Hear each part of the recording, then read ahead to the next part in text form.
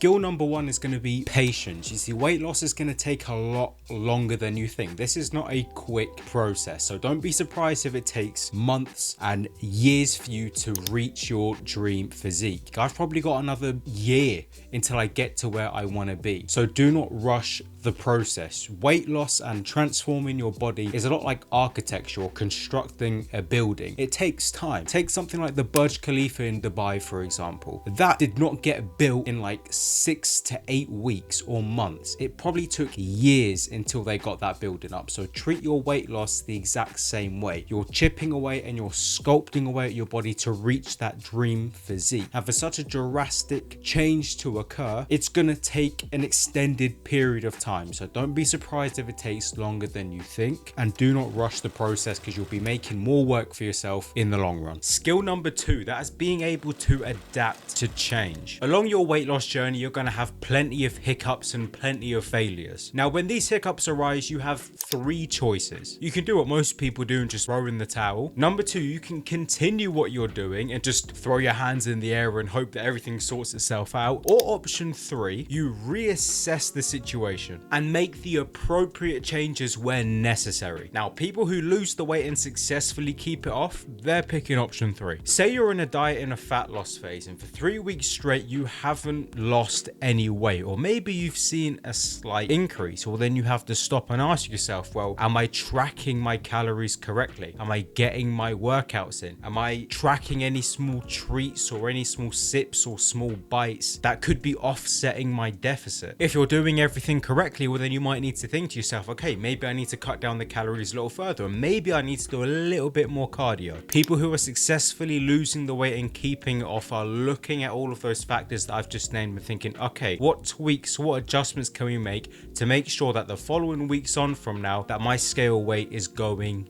down? You see, during your weight loss phase, you have to be honest with yourself and be willing to adapt when something is clearly wrong or when things clearly aren't working. Failing to adapt or failing to change your method can lead to a lack of progress, and with a lack of progress that comes a lack of motivation. You throw in the towel, you give up, you start binge eating, you gain all the weight back, and then you are back to square one. And being back to square one is the most painful thing on this planet, and I'm talking from personal experience. Weight loss is going to have its highs and its lows, its peaks and its valleys. Sometimes things are going to work just perfectly fine, then other times they're not going to work so well. Maybe one day something works really well and then the next day it doesn't. That is just the reality of weight loss. Now, when these little dips or hiccups in your weight loss journey arise, you can't just bury your head in the sand and think that everything is gonna fix itself, because that's how we start getting ourselves into weight loss plateaus where we don't see any progress for weeks on end. So be hyper aware of your situation and don't be afraid of adapting or changing your methods when you need to. And this links to skill number three, and that's mastering the skill of knowing your own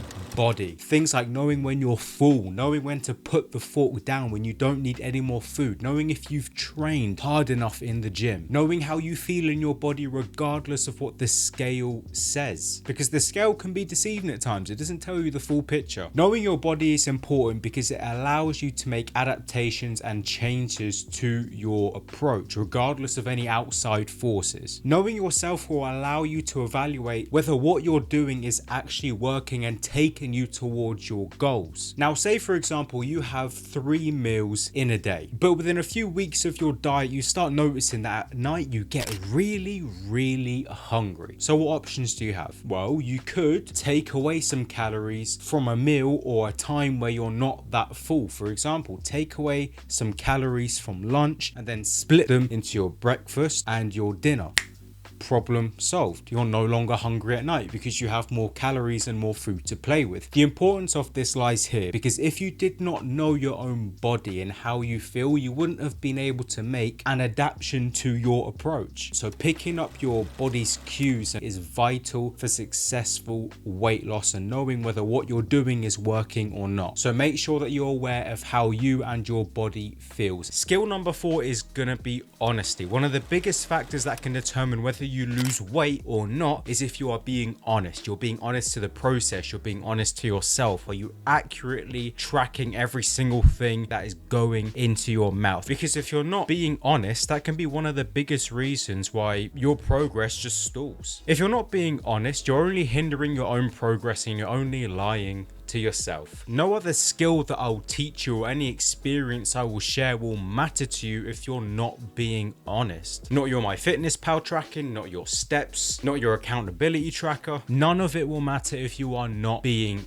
honest. A lack of honesty over an extended period of time can be detrimental to your weight loss, because over time you can actually trick yourself into thinking that you're doing all of the right things when in reality you're doing quite the opposite. So make sure that you're being honest with yourself at all times. Now the truth hurts, the truth is going to be ugly at times, but at least if you're being honest with yourself, even if you don't like what you see, you know that you have a starting point from where you can improve and from where you can tweak and change things. So skill number 4, just make sure that you're being honest with everything that you do. Skill number 5, you must learn to rely on a process and not motivation. A good process will outbeat motivation any day of the week. The problem with motivation is that it's a finite resource and it's something that is limited. You only have so much motivation in a day, and what happens when that motivation runs out? Well, most often people crash and burn. People who you see who have successful weight loss phases and keep the weight off, they don't do that using motivation. Maybe a little bit, but a large majority of it is based on a system that helps them achieve that goal. I see motivation as something that's secondary. Motivation should only be used when you really need it, on your deepest and your darkest days where you are completely strung out. That is when you rely on motivation. It is a last resort. Motivation is what you use when shit hits the fan. It should not be your go-to. See motivation as a backup generator. You have your primary stuff. I don't really know too much about generators, but if that primary generator shuts down or cuts off for whatever reason, you know you've got the backup that can keep you going for a couple of days or weeks or months until you get the main one sorted. So I believe that motivation should be used very sparingly, and don't keep plucking from that resource because it is limited. Having a good plan completely removes motivation out of the equation. So using your motivation sparingly and coming up with a program and a plan that works for you and works for your personal circumstances is key for long-term sustainable weight loss. But how can you create a good plan without skill number 6? Skill number 6 is going to be preparation. It's important to prepare for a weight loss or diet phase so you know what you're getting into, you know what to expect, and you know what challenges to expect should any of them arise. Basic preparation could be finding low-calorie recipes, finding exercises and cardio routines that work for you, educating yourself on calories and nutrition and macronutrients. These are all things that enhance your knowledge of fat loss and improve your likelihood of achieving your weight loss goals. Even basic things like meal prepping to make sure that you can save time and have your food ready when it's convenient for you. Unfortunately, weight loss just isn't one of them things that you can wing. That's not how it works. If you look at any successful person who has lost the weight and kept it off, I can guarantee you that that person has a system and a process and a set of preparatory activities that they do to ensure they reach their weight loss goals. I don't know anybody who has just miraculously winged weight loss unless they're sick or something. The point is, failing to prepare is preparing to fail. So make sure that you do the adequate preparation to give yourself the best chances of reaching your weight loss goals. For years when I was trying to lose weight, I completely neglected this skill, and I would say it's probably the number one reason why I didn't lose the weight that I wanted to, because I just wasn't prepared. So make sure that you have a plan, make sure you do your prep work. Skill number 7 is mastering the art of perception. You see, everything in life comes down to how you look at it, and it is no different with weight loss. Say for example, if you don't achieve the results that you want, or you don't get to where you want to be, don't write that off as a failure. See it more as a learning experience. Let's say for example, you have an 8-week fat loss phase, and for the last 3 weeks you completely blew it. Now person A could look at that and think, oh, do you know what? I'm never dieting again. Forget this. This is just not for me. I'm leaving dieting alone. Or person B can look at that situation and go, okay, I really messed up, like pretty bad. But what can I extract and learn from that experience to better prepare me for my next fat loss phase? That's how you have to think, and that is how people like myself and countless amounts of other people have managed to successfully lose the weight and keep it off. You're going to have lots of hiccups during your weight loss journey, but you have to learn from them. If you play video games, see each hiccup or mistake as gaining XP. A hiccup or mistake in your weight loss journey is something that you can learn from. And throughout your time dieting, you just build up a massive arsenal of weight loss weapons that can help you be better for next time. I know for me, in my most recent fat loss phase, I learned that I need to start incorporating 1 week diet breaks, because there's a period throughout my 8-week fat loss phase where I just kind of completely go off track here and there. And that's because I didn't have a mental or physical break from my weight loss. So now I know that in a couple weeks time from this recording, that when I start my fat loss phase, I need to incorporate a 1 week diet break. If I saw it as a failure, I would have gone, oh, do you know what? I'm writing off this whole dieting thing. I'm never doing it again. I'm just staying the way I am. No, I see the situation. I see the problem. I'm thinking, how can I address this for next time? So shift your perspective, see how you can learn from a previous mistake and how that can make you better for your next weight loss or fat loss phase. Skill number 8 is going to be learning the importance of the basic fundamentals of fat loss. These are going to be things like accurately tracking your calories, making sure that you're in a deficit, weighing your food, getting a good night's sleep, making sure you're drinking enough water. These are all the basic principles and premises that determine whether you lose weight. So wouldn't it be wise to get a comprehensive understanding of them all? You see, with so much fitness information out there on the internet, it is so easy to get caught up in all of the small, minute, complex details of dieting that if you're a beginner, you don't really need to worry about. Too many people will focus on complex aspects like carb cycling or optimal meal times, while completely ignoring and disregarding the basic fundamentals. I think a big problem now is that people are losing sight of the bigger picture. It doesn't matter how optimal your meal time is. If you are not in a calorie deficit, you're not losing weight. If you're a beginner, try not to get caught up in all of these complex dieting methods and theories, because it will leave you in a place where you're lost and you're confused, and it makes dieting so much more complex. The key to beginner fat loss is making the process as easy and simplistic as possible, because we're trying to ease you into this lifestyle. We don't want to be bombarding you with information left, right, and center, because it's going to be too much for you to handle. So learn the basic fundamentals of fat loss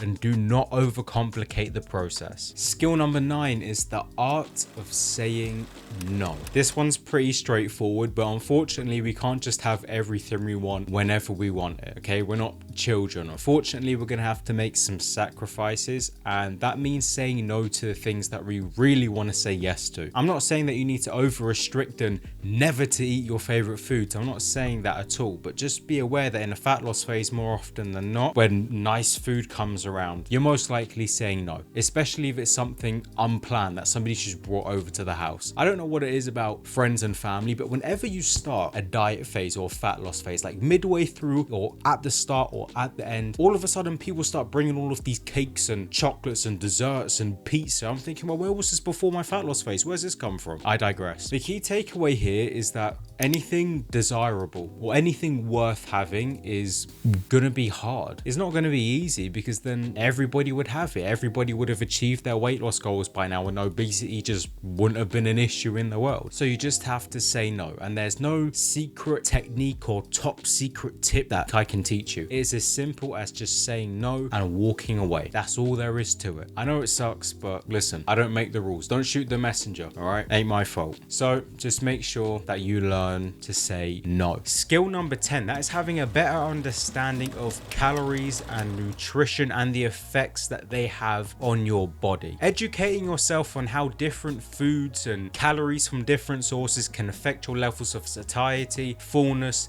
and energy will only be an added benefit to your weight loss. Knowledge is quite literally power.